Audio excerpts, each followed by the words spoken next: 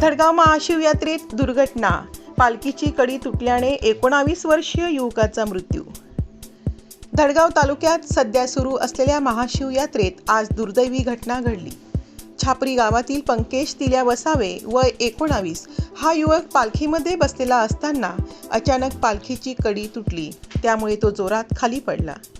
या अपघातात पंकेश गंभीर जखमी झाला। त्याला तातडीने ग्रामीण रुग्णालय धडगाव येथे उपचारासाठी दाखल करण्यात आले, मात्र उपचार सुरू असतानाच डॉक्टरांनी त्याला मृत घोषित केले।